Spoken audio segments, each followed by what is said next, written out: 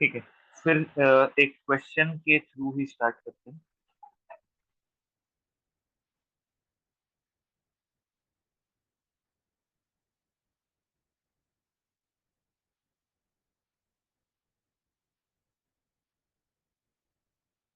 इस क्वेश्चन को देखिए तो इसे।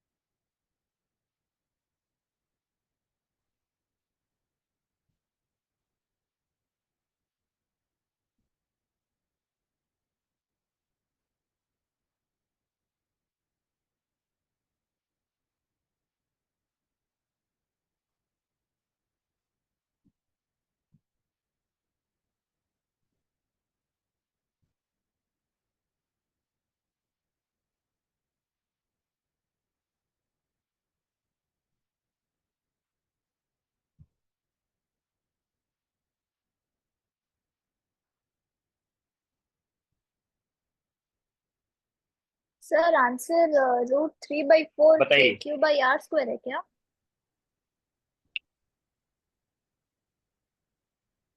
क्या आ रहा है। √3/4 KQ/R²। 2 3/4 K2/R²। अगर हम पहले वाले रिंग की वजह से पूछे तो इस पॉइंट पे फील्ड किधर होगा, टुवर्ड्स द रिंग की अवे फ्रॉम द रिंग, इस रिंग की वजह से। Away from the ring. Let's say that is E. और दूसरे वाले रिंग की वजह से, टुवर्ड्स द रिंग। और ई मैग्नीट्यूड डिफरेंट होगा कि सेम होगा। सेम होगा। परफेक्ट। और अगर एक रिंग की वजह से देखना होगा तो याद याद है अपने को कि हमारे पास फॉर्मूला था, ऐसा कुछ था ना। Yes sir. तो अपन क्या करते हैं, इस पे वैल्यूज पुट करते हैं जो दिया हुआ है।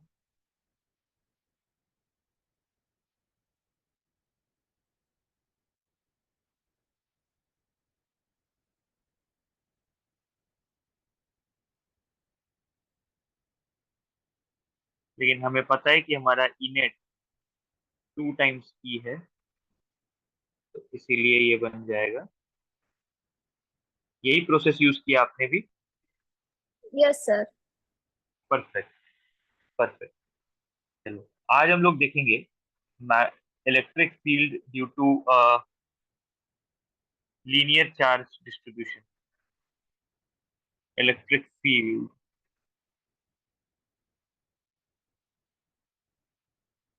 Due to linear charge distribution.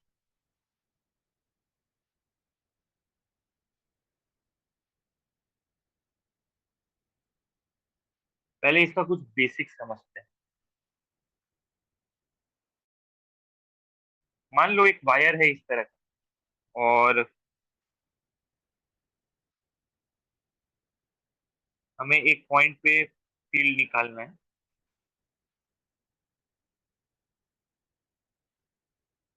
Such that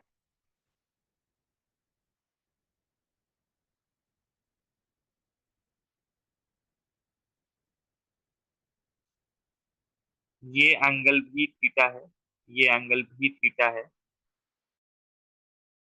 और ये एक पॉजिटिवली चार्ज वायर है। ठीक है। तो अभी तो मैं मैग्नीट्यूड नहीं खोज रहा हूँ, अभी मैं सिर्फ डायरेक्शन एंटिसिपेट करने की कोशिश कर रहा हूँ, और वो एंटिसिपेशन के बारे में समझना थोड़ा। अगर मैं यहाँ पे एक एलिमेंट लेता हूँ छोटा सा, तो उस एलिमेंट की वजह से फील्ड जो होगा, क्या लगता है आपको, टुवर्ड्स द चार्ज की अवे फ्रॉम द चार्ज?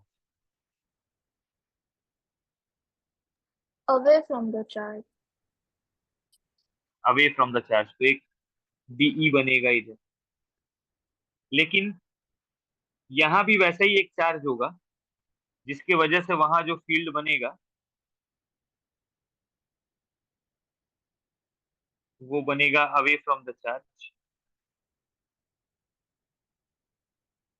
अच्छा, जैसा एक चार्ज इधर वैसे ही एक चार्ज इधर, जैसा एक चार्ज इधर वैसे ही एक चार्ज इधर, तो सबके वर्टिकल कंपोनेंट्स रहेंगे कि कैंसिल आउट कर जाएंगे? कैंसिल आउट हो जाएगा। तो नेट इलेक्ट्रिक फील्ड का क्या डायरेक्शन आ रहा है, बताओ। और away from the charge and along the axis. Direction पता कर लिए हम इस बार। सिर्फ एक ही कंपोनेंट है which is let's say along the x axis, तो हम उसको ई एक्स बोल देते हैं। ठीक है। अब एक दूसरा अरेंजमेंट है, ऐसा है।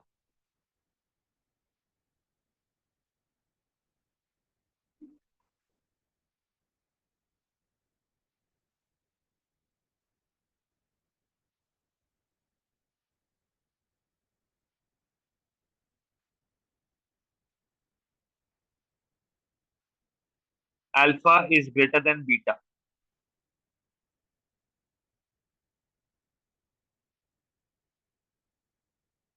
इस बार इधर एक पॉइंट लोगे, तो वो एक फील्ड क्रिएट करेगा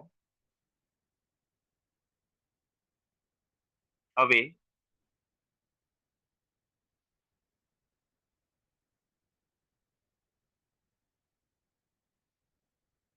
नीचे कोई चार्ज लोगे तो वो इधर फील्ड क्रिएट करेगा।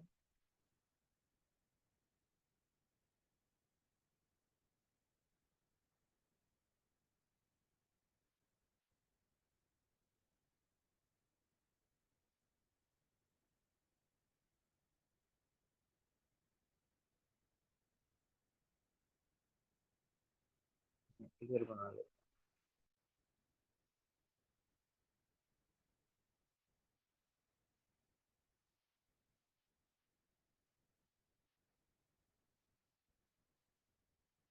ओके, अब मेरे को एक चीज बताना ही कि इन इन सब एलिमेंट्स के ये एक्स वाला कंपोनेंट अलग अलग डायरेक्शन में कि सबका एक्स कंपोनेंट एक डायरेक्शन। एक कंपोनेंट सेम डायरेक्शन होगा। और ये इस बार है अवे फ्रॉम दी वायर, तो ई एक्स तो होगा ही होगा। लेकिन इस बार क्या पहले की तरह वाई के सारे कंपोनेंट्स कैंसिल होंगे कि नीचे में कम चार्ज है? सारे कंपोनेंट्स कैंसिल नहीं होंगे। परफेक्ट। कौन डोमिनेट करेगा, ऊपर के चार्जेस कि नीचे के चार्जेस? ऊपर वाले। और ऊपर वाले जो वाई डायरेक्शन में फील्ड बनाएंगे वो, अगर आप ध्यान से देखेंगे तो उनका कंपोनेंट नीचे आएगा, ये सर। Yes sir. इसका मतलब है इस बार मेरा नेट फील्ड का दो कंपोनेंट होगा, एक ई एक्स और एक ई वाई। जहाँ पे ई एक्स जो है वो अवे फ्रॉम दी वायर होगा और ई वाई अपवर्ड्स की डाउनवर्ड्स। डाउनवर्ड्स। तो वायर का सिचुएशन देखकर क्या हम ई एक्स और ई वाई ई एक्स और ई वाई कंपोनेंट्स को पता कर लेंगे, एटलीस्ट उनके डायरेक्शंस पता कर लेंगे? इसमें इसको पता करने में कोई दिक्कत है क्या? No sir. तो अब नेक्स्ट स्टेप बचता है मैग्नीट्यूड कैसे निकालेंगे। तो डायरेक्शन अब मेरे को समझ में आ गया। तो अब मेरे को ना डायरेक्शन के पीछे नहीं पड़ना है, अब मेरे को मैग्नीट्यूड कैलकुलेट करना है। तो मैग्नीट्यूड कैलकुलेशन के लिए देखो कैसे होगा।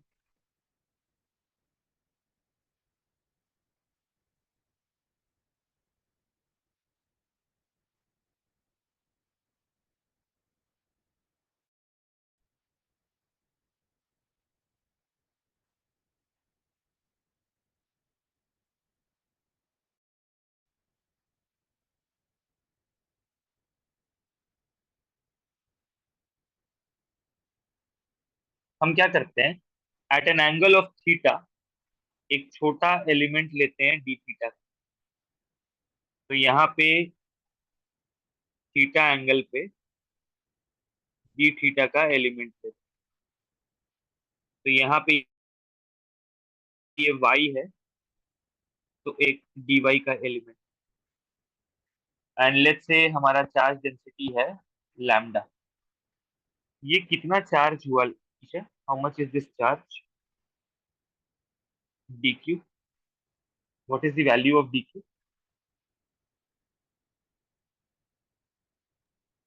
dy into lambda।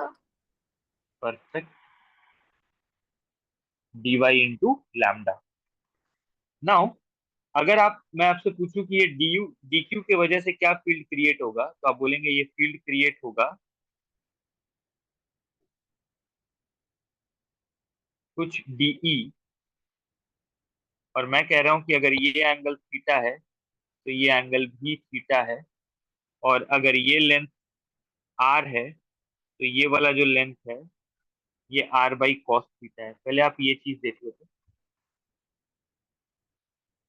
इस ट्राइंगल में अगर बेस आर है तो hypotenuse r by cos theta होगा, क्योंकि इस एंगल को हमने थीटा मान रखा है। ठीक है। Yes sir. Yes sir. अच्छा, डीई की वैल्यू लिख रहा हूँ। तो डीई की वैल्यू लिख रहा हूँ के into point charge divided by distance का स्क्वायर।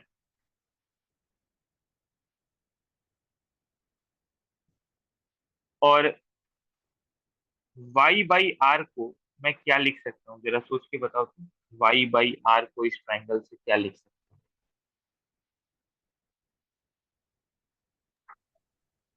और tan theta. tan theta, absolutely. तो y का वैल्यू हो गया r tan थीटा। अच्छा, dy by D theta, theta के टर्म्स में डिफरेंशिएट कर रहा हूँ इसे। तो dy by D theta is r, एक कांस्टेंट है। tan थीटा का डिफरेंशिएशन क्या होता है? Sec square theta. Perfect, sec square theta.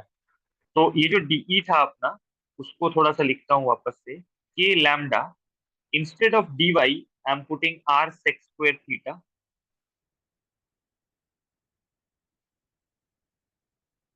cos square theta by r square. How much is this quantity?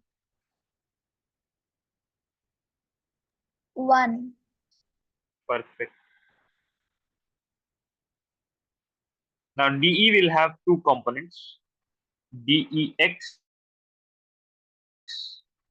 and dEy. dEx is dE sin theta or cos theta? Cos theta. And remember, I think Isha, since we replaced dy here, it should have been r sec square theta. I should have a d theta here. Yes or no? Yes, sir. So dE cos theta. Let's write the value.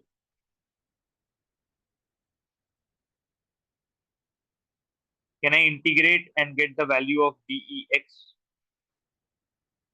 Yes or no? Yes, sir. Limits बता दो, theta का कहाँ से कहाँ तक होगा, सोच के बताना अच्छे से।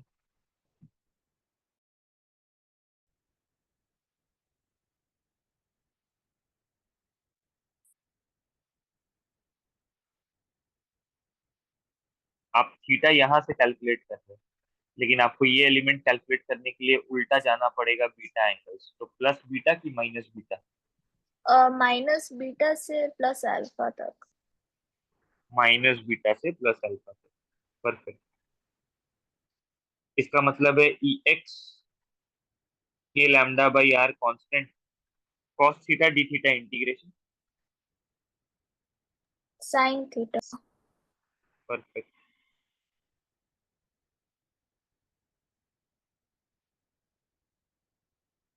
लिमिट्स पुट कर रहा हूँ,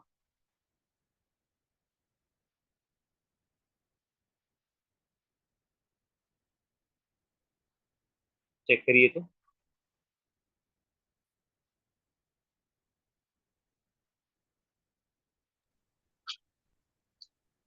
कोई दिक्कत? Yes, sir.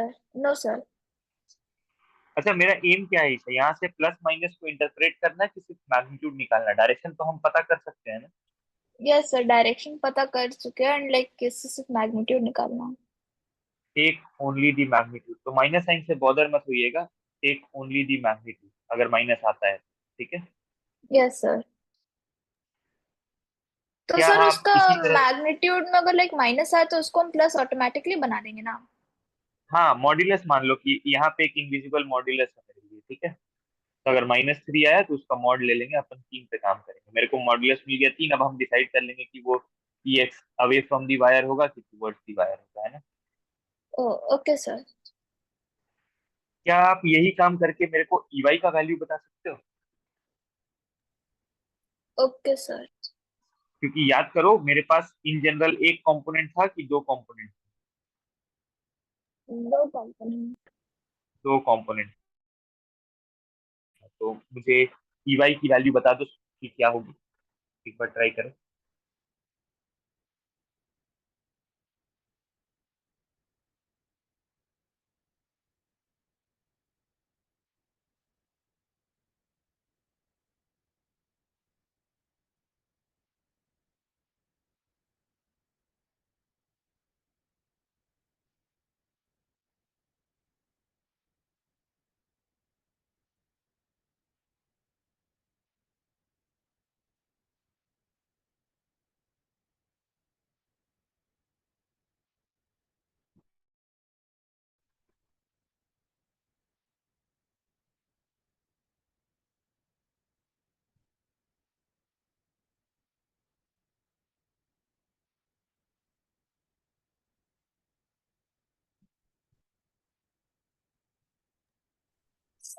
Sine theta plus sine beta की जगह सिर्फ कॉस नहीं, साइन अल्फा प्लस कॉस नहीं, sine alpha plus sine beta की जगह cos alpha plus cos beta हो जाएगा बस।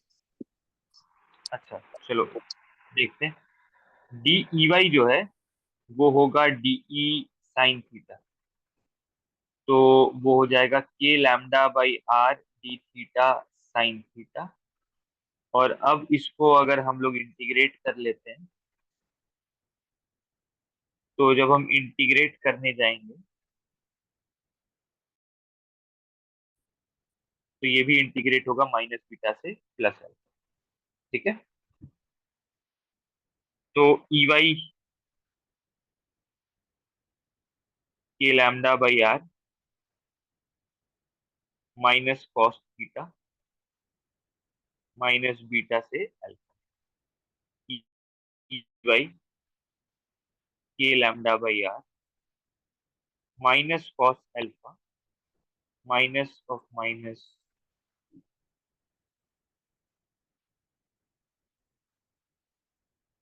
कॉस ऑफ माइनस थीटा क्या होता है? Cos theta. Cos theta.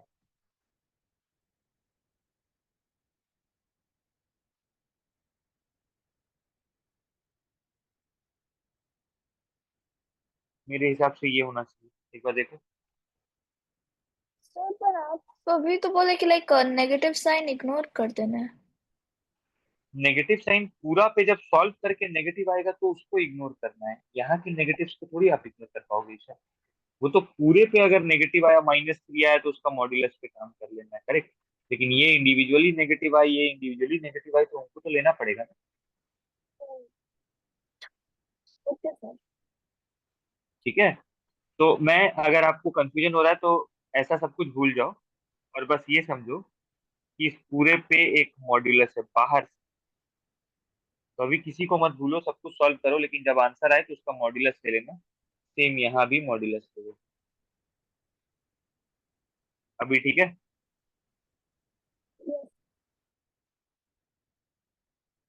अच्छा, अगर ऐसी बात है तो एक क्वेश्चन है, पहले उसको सॉल्व कर लेते हैं।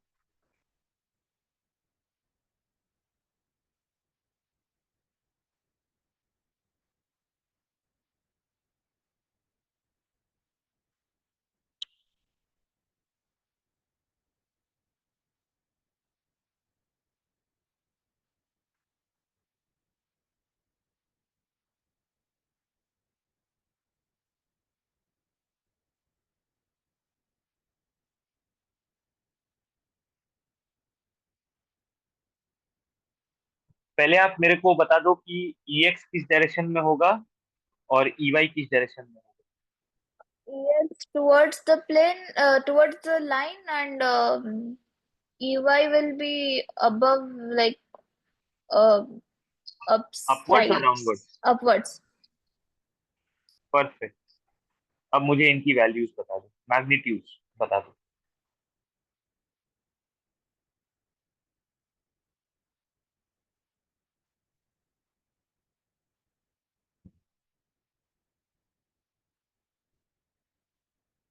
और ये डिस्टेंस आर।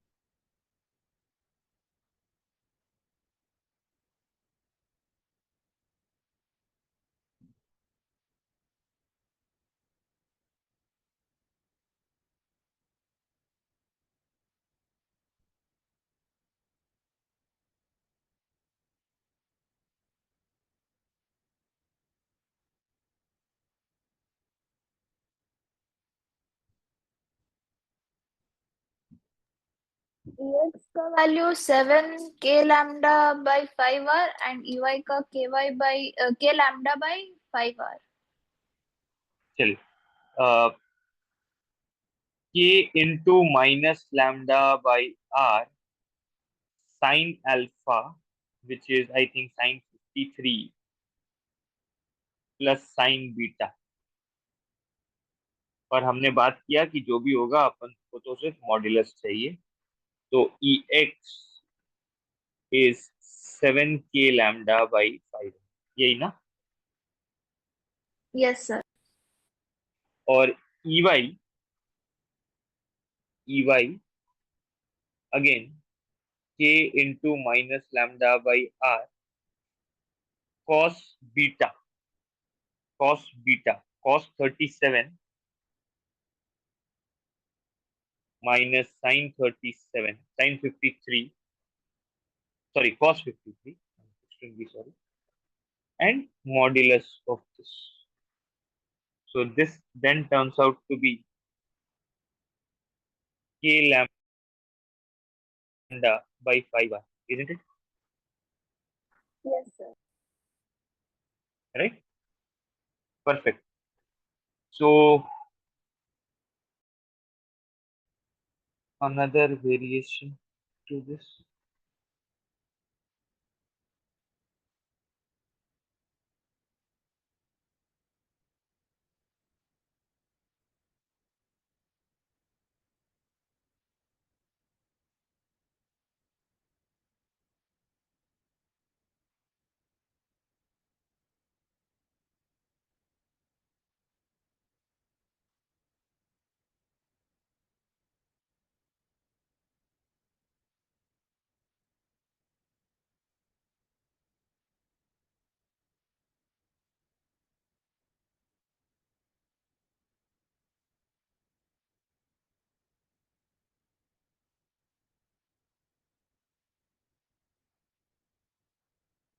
ओके, पहले इस पी पॉइंट पे मुझे ई एक्स और ई वाई के डायरेक्शन दे दीजिए।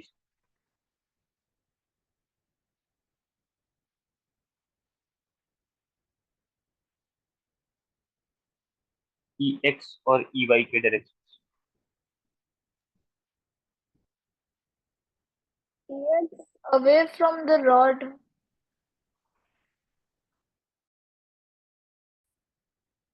ई वाई,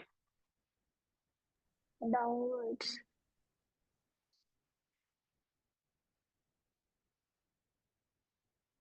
अच्छा, जो आप फॉर्मूला यूज करते हो उसमें वो जो के लैम्डा बाई आर में आर होता है वो ये वाला डिस्टेंस होता है कि परपेंडिकुलर डिस्टेंस होता है? परपेंडिकुलर डिस्टेंस होता है. तो अगर ये आर है तो ये वाला परपेंडिकुलर डिस्टेंस कितना होगा वो बता दीजिए। R cos 30. परफेक्ट। इसका मतलब है अगर मैं ई एक्स लिख रहा हूँ तो मैं लिखूंगा modulus k lambda by perpendicular distance sine 60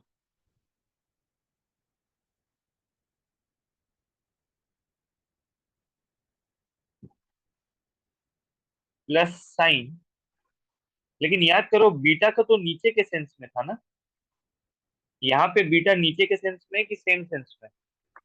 same sense.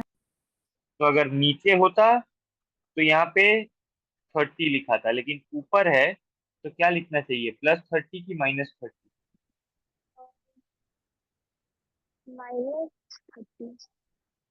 Alpha एक सेंस में होना चाहिए, बीटा उसके ऑपोजिट होना चाहिए, तब यहाँ पे साइन बीटा होता, लेकिन इस बार बीटा भी सेम ही सेंस में है। तो अगर उसका सेंस चेंज हो गया है तो यहाँ पे माइनस साइन के साथ लिखना पड़ेगा मेरे को। यही बात इंपॉर्टेंट है, क्या ये बात हम समझ पा रहे हैं? Yes sir. तो ई एक्स की वैल्यू देखो क्या होगी।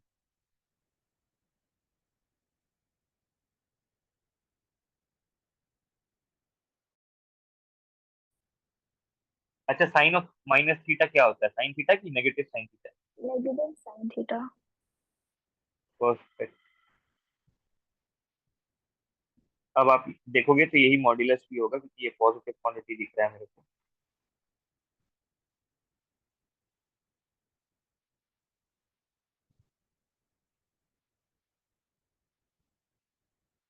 ठीक है क्या?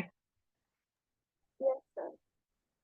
अच्छा, E y, EY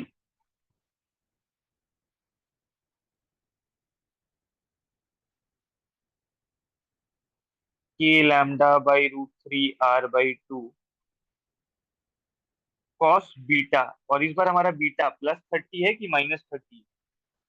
-30। Perfect. Minus cos alpha, और अल्फा तो अपना 60 ही है।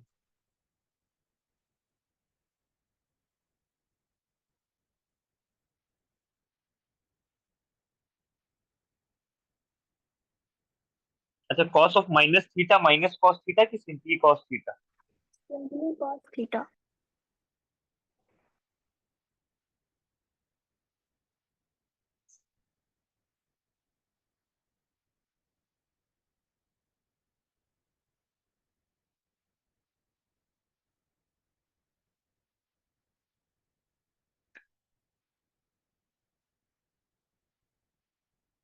ठीक है। Yes sir. डायरेक्शन तो आपने मेरे को पहले ही बता दिया। अच्छा, आपके लिए दो क्वेश्चंस और।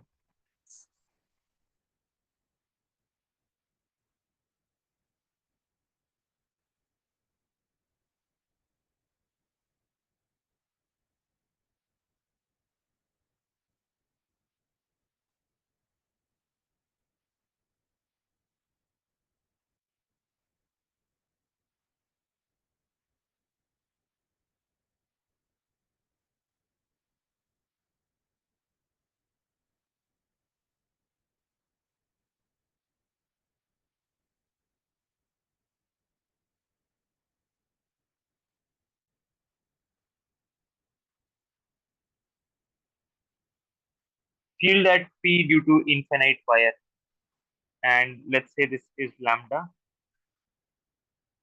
and lambda is positive.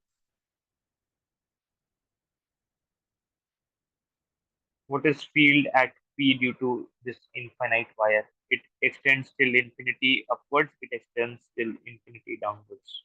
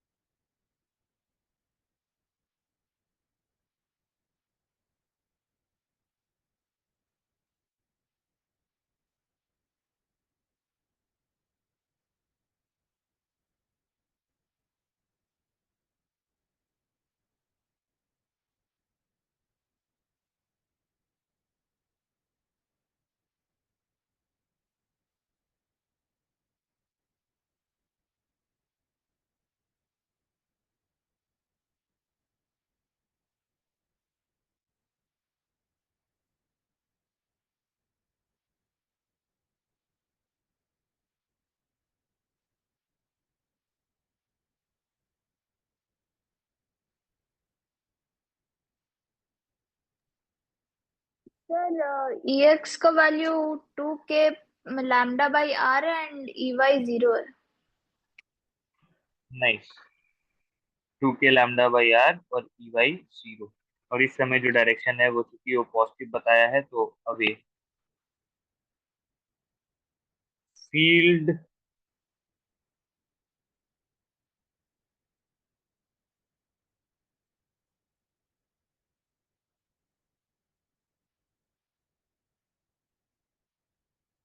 at P due to semi infinite wire.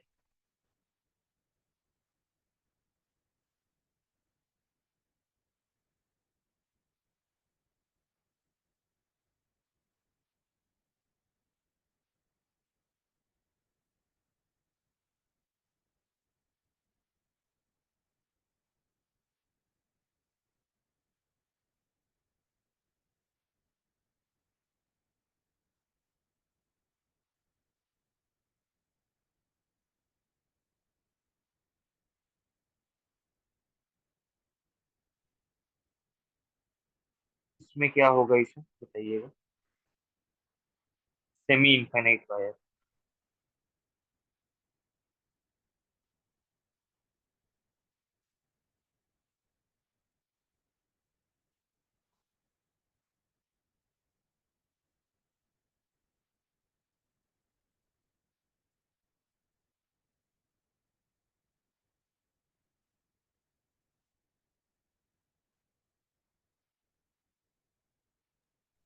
Ex is equal to Ey is equal to k lambda by r.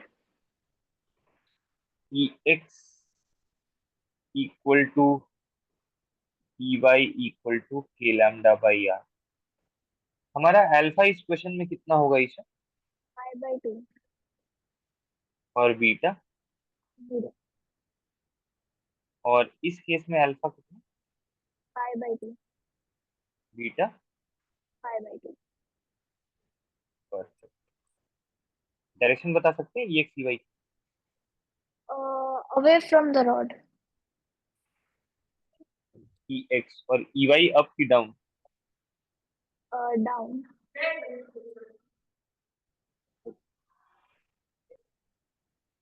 Perfect. So now let's look at a combination of these questions then.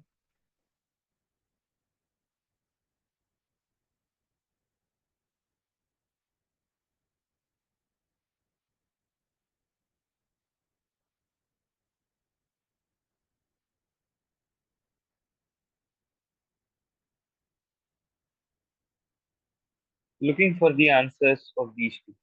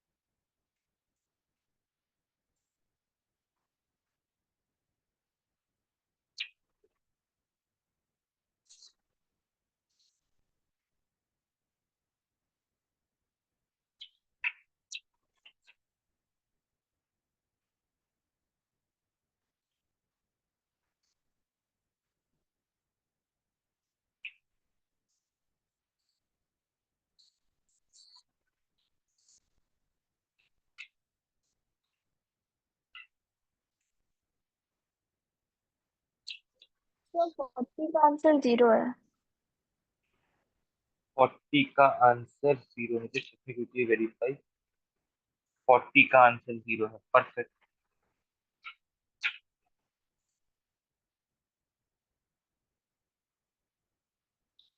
Just just for the record, 40 में अगर हम देखें तो तीन elements मान लेते हैं, दो सेमी इनफाइनाइट वायर्स और एक सेमी सेमी सर्कुलर आर्क। तो एक सेमी इनफाइनाइट वायर जो 1 है, उसके वजह से के लैम्डा बाई आर, और के लैम्डा बाई आर।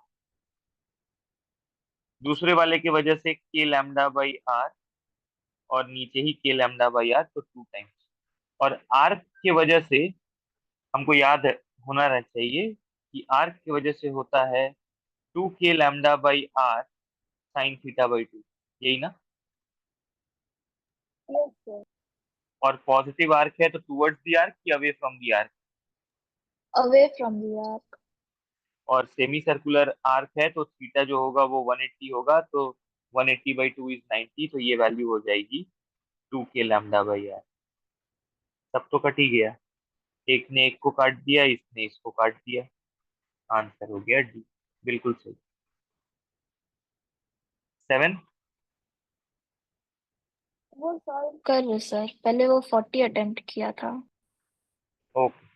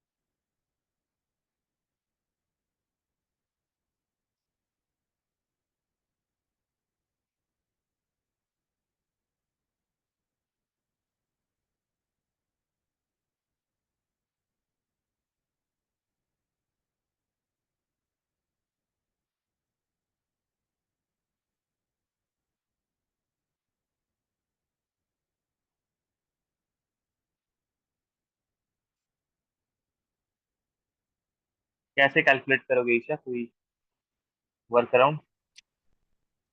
इसका EY कैंसिल हो जाएगा क्योंकि 45 डिग्री है अल्फा एंड बीटा दोनों। तो फिर बस EX वाला कंपोनेंट रहेगा विच इज हमको लगता है क्यूब। कंपोनेंट थोड़ा सा, एंगल आपने गलत कैलकुलेट किया है ईशा, उस पे थोड़ा सा अगर आप ध्यान दो एक बार। परपेंडिकुलर बाइसेक्टर पे तो मतलब कि दोनों साइड इक्वल है ना। एंगल इक्वल है लेकिन 45 है, ये जरूरी है क्या? ओह, ओके। है ना? एंगल्स इक्वल है, अग्री करता हूँ, इसीलिए ईवाई कंपोनेंट कैंसिल आउट हो गया है, लेकिन 45 वो जरूरी नहीं है, तो उसको एक बार कैलकुलेट करिए।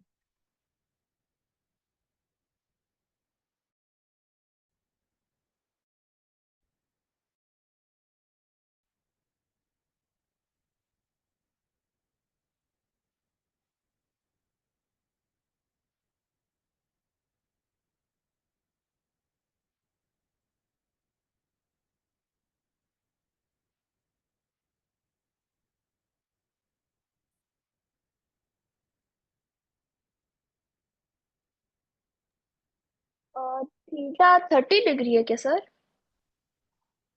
थीटा 30 डिग्री है, let's call this angle as theta, and I can say tan theta is nothing but L by 2 divided by A. Agree? Root. Yes sir. So L by 2 divided by A is 1 by root 3. Therefore, theta is 30 degrees. Absolutely correct. Now, we should be able to get to the answer for EX.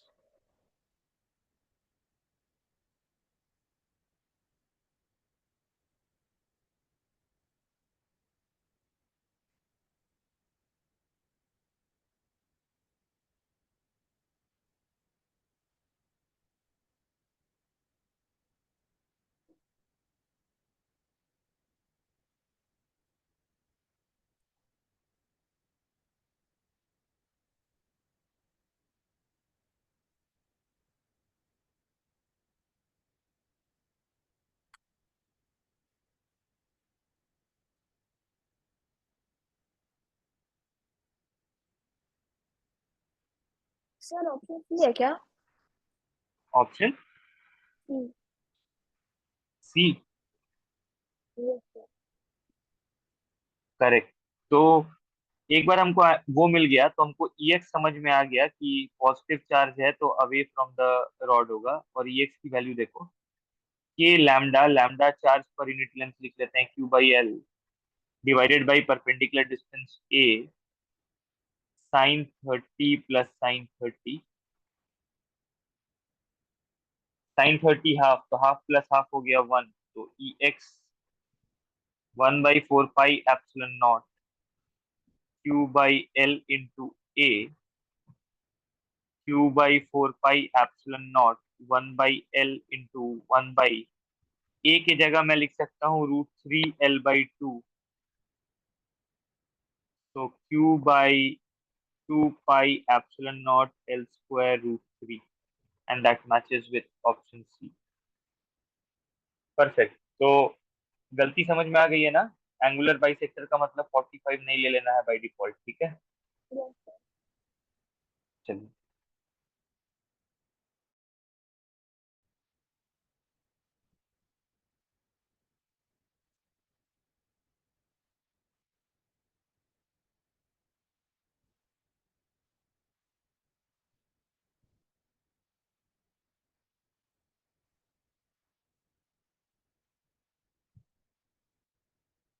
Field at P.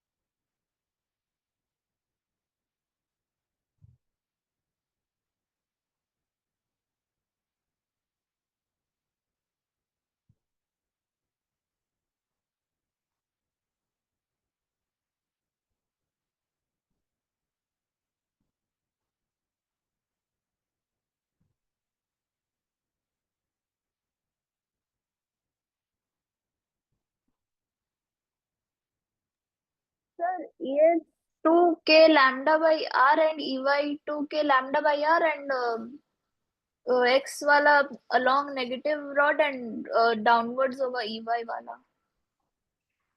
Okay, तो पहले एक काम करते हैं, one की वजह से देखते हैं। तो वन की वजह से जो एक्स का कंपोनेंट होगा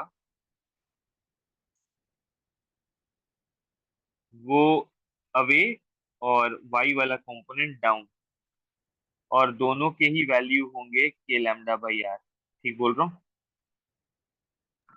यस सर। और जो नेगेटिव वाला है उसके वजह से एक्स वाला होगा E3, और वाई वाला होगा E4 इन डायरेक्शंस में। And again E3 equal to E4, that is k λ/r. To be specific, that has to be small r. Therefore, my total Ex is 2k λ/r, and my total Ey is also 2k λ/r. Clear with this, yes sir. right? So this is the final direction of Ey, and this is the final direction of Ex. Perfect. Perfect. So I have a very good question with me.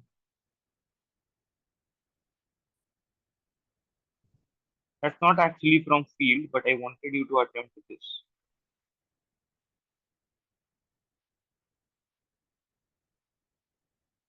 Look at this one.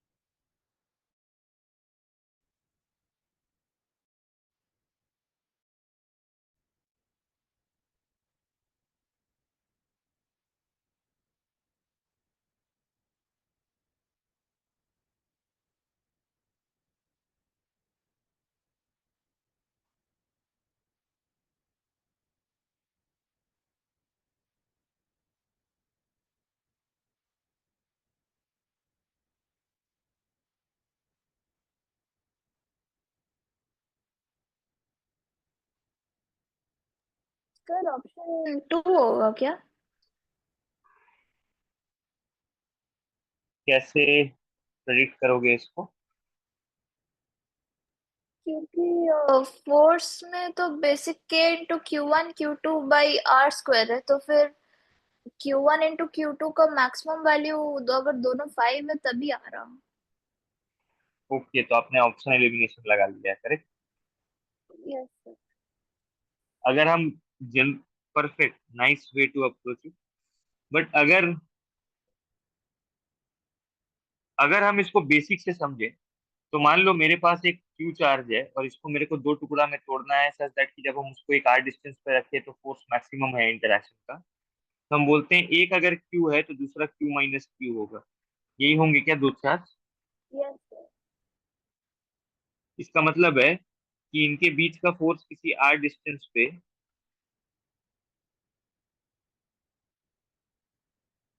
यानी इनका force,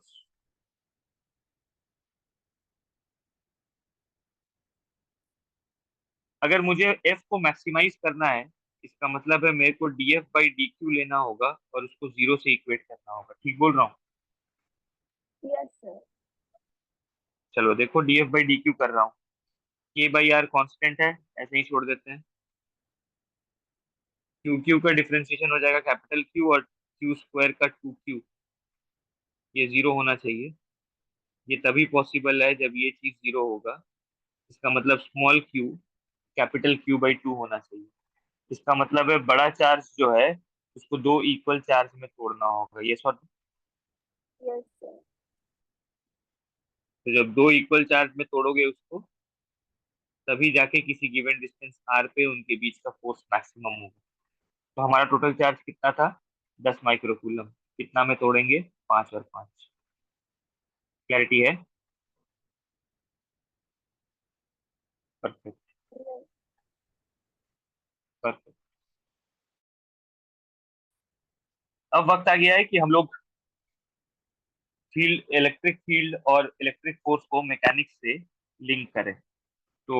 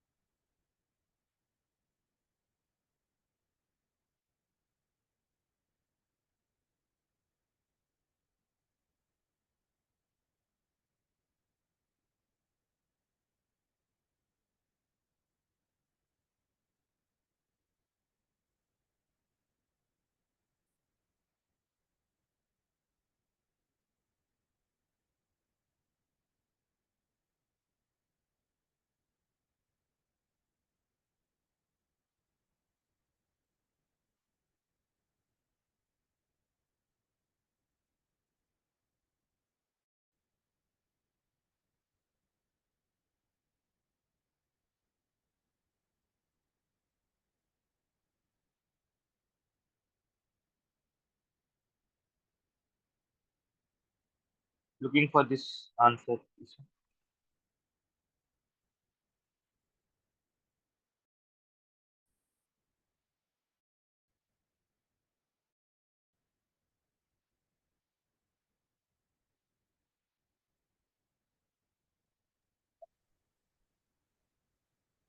यार इसमें करना क्या वो मेरे को नहीं पता। यहाँ पे एक ब्लॉक रखा हुआ है जिसपे मास कितना है, 2 kg का, उस पे चार्ज कितना है, 2 कूलम्स का। यहाँ एक इलेक्ट्रिक फील्ड है, ठीक है। तो इलेक्ट्रिक फील्ड है तो इस चार्ज को फोर्स फील होगा। Yes or no? Yes sir. Q into E, याद है? Force is Q times E. लेकिन इसको जो इलेक्ट्रिक फोर्स फील होगा, उसके फ्रिक्शन इसको मूव करने देगा कि पहले रोकने की कोशिश करेगा? रोकने की कोशिश करेगा। अगर वो इतना स्ट्रांग इनफ है कि इसको बैलेंस कर देगा तो फिर ब्लॉक मूव करेगा कि रेस्ट पे रहेगा? रेस्ट पे रहेगा। लेकिन अगर फ्रिक्शन स्ट्रांग इनफ नहीं हुआ तो फिर ब्लॉक रेस्ट पे रहेगा कि एक्सेलरेट करेगा? एक्सेलरेट करेगा। एक्सेलरेट करेगा। चलो ये फ्रिक्शन वाला क्वेश्चन जो है ये मैं आपको करके समझाता हूँ, फिर अपन दूसरा क्वेश्चन पकड़ लेंगे। पहले मेरे को ये बताओ कि इसका फ्री बॉडी डायग्राम ऐसा दिखेगा।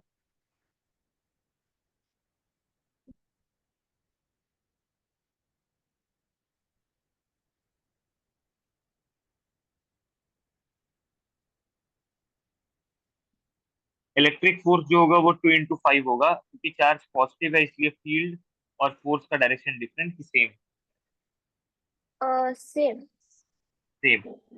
अच्छा, जब भी हम फ्रिक्शन का क्वेश्चन सॉल्व करते हैं हम पहले स्टैटिक फ्रिक्शन लेके चलते हैं। हम मान के चलते हैं कि ब्लॉक मूव नहीं कर रहा है तो उनके बीच में स्टैटिक फ्रिक्शन है। हम ऐसा मान के चलते हैं। तो स्टैटिक फ्रिक्शन की वैल्यू कितनी होनी चाहिए? अगर ब्लॉक को रेस्ट पे रहना है तो फ्रिक्शन को 10 न्यूटन को बैलेंस करना होगा, मतलब स्टैटिक फ्रिक्शन का वैल्यू होना चाहिए 10। अभी तक कोई दिक्कत? No sir. अच्छा, नॉर्मल की वैल्यू कितनी है? एफबीडी देख के बता दो। 20 न्यूटन। आपको याद है लिमिटिंग फ्रिक्शन होता है mu, mu times normal. Yes sir. तो लिमिटिंग फ्रिक्शन कहाँ तक जा सकता है? 16 न्यूटन। आपको जरूरत कितने का है फिलहाल? 10 न्यूटन। आप जा कहाँ तक सकते हैं? 16 न्यूटन। तो फिर ये अचीवेबल है कि नहीं? एक्सेलरेट नहीं होगा। Exactly. So since Fs is less than equal to Fl, or you can say Fs is less than Fl, hence हमारा assumption की static friction लग रहा है is correct, hence the block does not accelerate.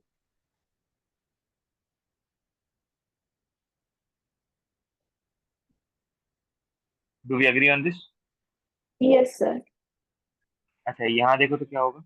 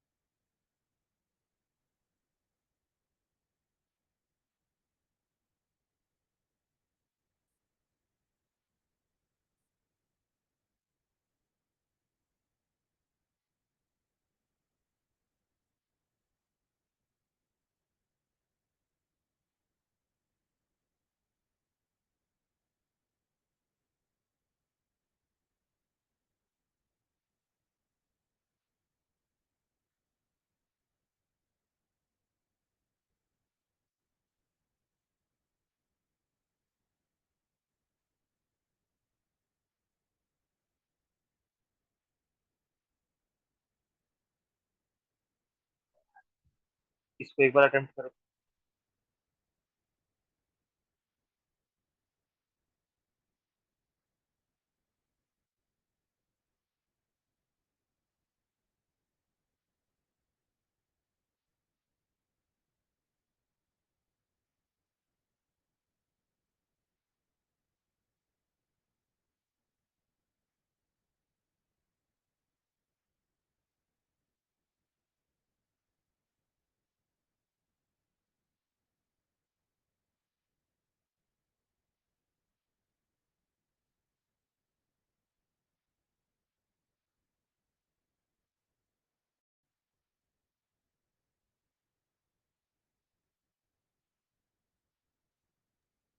Sir body accelerate करेगा and acceleration 15 metre पर second square है।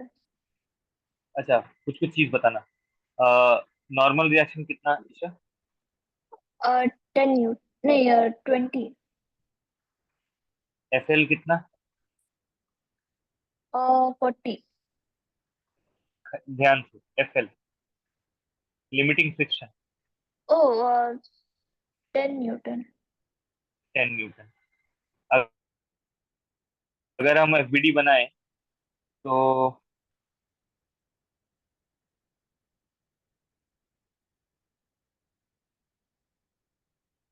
Electric force कितना? 40 Newton. पहला कोशिश तो हमेशा स्टैटिक फ्रिक्शन का ही होगा। तो स्टैटिक फ्रिक्शन कितना चाहिए अपने को? चाहिए तो 40 था बट है 10। हाँ, तो 40 चाहिए तो वो तो हो नहीं सकता। इसका मतलब है कि मेरा ये मानना कि ब्लॉक रेस्ट पे रहेगा सही है कि गलत? गलत है। इसका मतलब है कि ब्लॉक एक्सेलरेट करेगा और एक्चुअली में ये काइनेटिक फ्रिक्शन होगा। जब सिंगल म्यू का वैल्यू दिया होता है तो एफ एल और एफ के का वैल्यू डिफरेंट होता है कि सेम होता है? सेम होता है। तो अब मेरे पास नेट फोर्स है 40 minus kinetic friction which is 10, and that should be mass into acceleration. Approach clear है? Yes sir. परफेक्ट। एक और देखिए।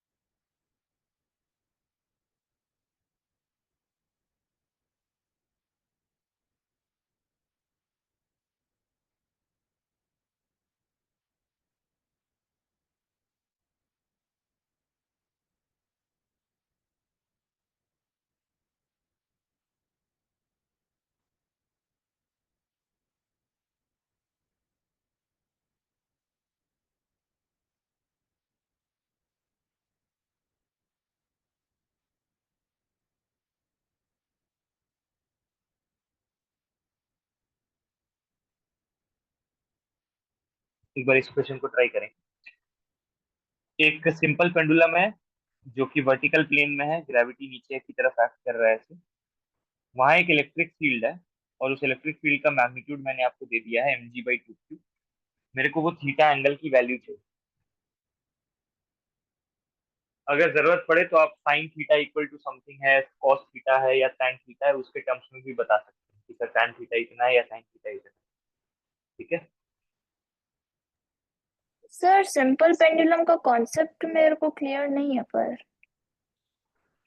तो अगर सिंपल पेंडुलम का नहीं है तो इसमें अगर आप फ्री बॉडी डायग्राम बनाओगे तो भी बन जाएगा। इसमें सिंपल पेंडुलम के कॉन्सेप्ट को यूज करने की जरूरत नहीं है। एक सिंपल इस पे एक फ्री बॉडी डायग्राम बनाओ। क्या क्या फोर्स लगेगा सोच के बताओ। एक टेंशन लगेगा। वर्टिकली डाउनवर्ड mg लगेगा। और और फिर ये फील्ड का फोर्स। और नेट फोर्स, चूंकि ये बॉडी इक्विलिब्रियम में है तो नेट फोर्स कितना होना चाहिए? 0। जीरो। ट्राई करो एक बार, वरना मैं बताऊंगा, बट एक बार आप ट्राई करो। Okay sir.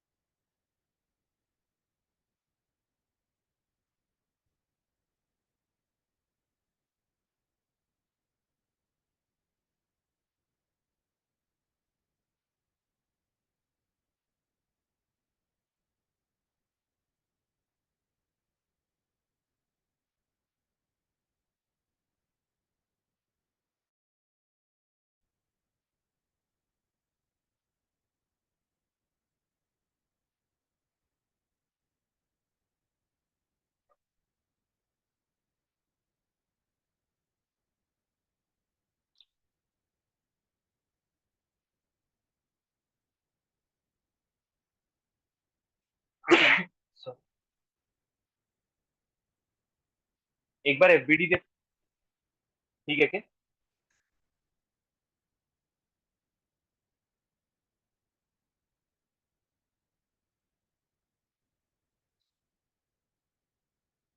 Tension, MG, electric force, सही चल रहा है? Yes sir.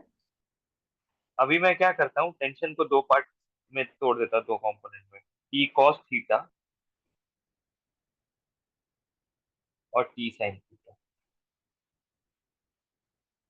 अच्छा, आपने वो तो टी का काम हो गया क्योंकि उसको कंपोनेंट्स में तोड़ दिया।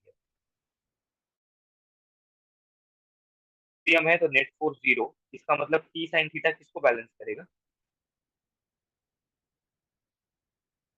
ये फोर्स किसको बैलेंस करेगा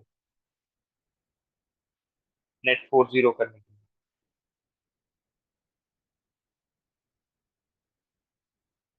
ये फोर्स किस फोर्स को बैलेंस करेगा ना, मतलब mg/2 को बैलेंस करेगा, ये सॉल्व।